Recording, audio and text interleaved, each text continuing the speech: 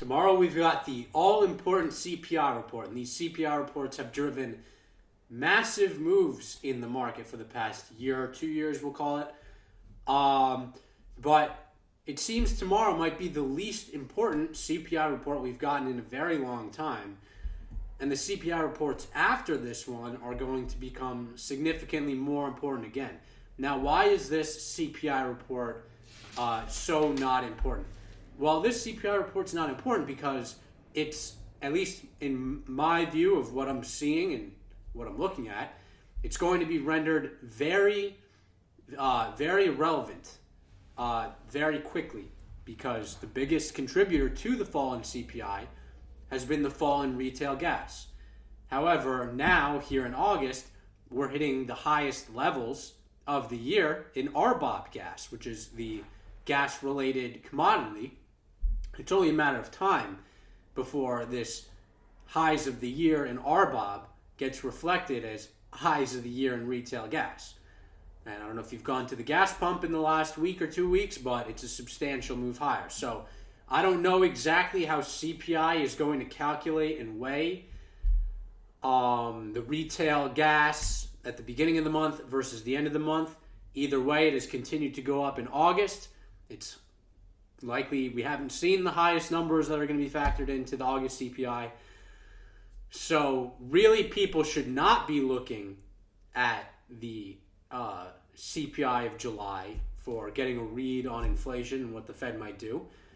They should be looking at oil prices and RBOB prices and retail gas prices, because this is the single most important component of CPI. And as far as I remember, the entire market has already celebrated the end of inflation, the end of the Fed tightening, has already priced such, etc., etc., etc. So are we going to celebrate it again?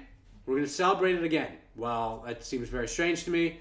Either way, it's more likely than not that the actual headline number is higher than it was last month, and that might be the case for several months now, particularly if we get retail gas prices at or above these levels.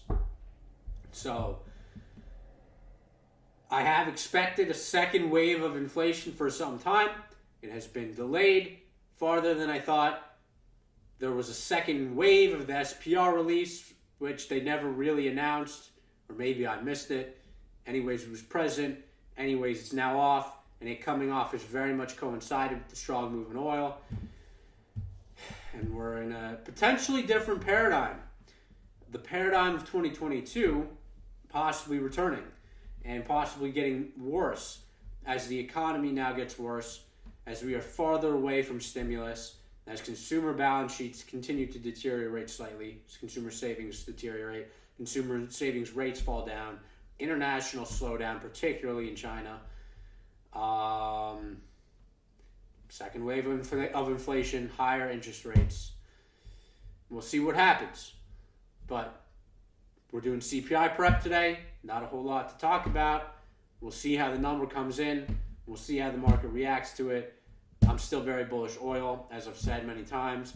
The supply-demand deficit is projected to be bigger in this quarter than it has been at any point in the last several years. And I think the price action thus far is making that quite clear. We're seeing that in the price action, that deficit is very big. And we've seen a very strong, very consistent move in oil. Even with very poor economic data out of China yesterday, recovering from a 2% decline to finish up over 1% and then see follow through today as the market's down. It's quite a sign of strength. I mean, that's what happens when you have the biggest supply-demand deficit of the last several years. And we had a very stellar move last year until the SPR release came in. So, possible second wave of inflation could get bad. And yes, the Fed actually does look at energy prices. This was not something I fully understood. And I apologize for saying in the past that, the Fed doesn't follow energy prices. They have articulated such, but they do give them some weight. I just finished the book Principles for Navigating Big Debt Crises by Ray Dalio, the biggest hedge fund manager, or former biggest hedge fund manager in the world. Apparently Citadel is slightly bigger now. And he did a full, nearly day-by-day recap of the 07-08 financial crisis. And oil prices played a big part in that because they prevented the Fed from wanting to cut early. They were a little late to providing easing measures. They ultimately did. Things like that. So there is some focus on CPI and some focus on oil prices. The way inflation is ultimately going to come down, it looks like, is not going to be ignoring CPI or ignoring core, or ignoring headline or ignoring core, but it's going to require both down to 2%. Not 2.5%, 2%.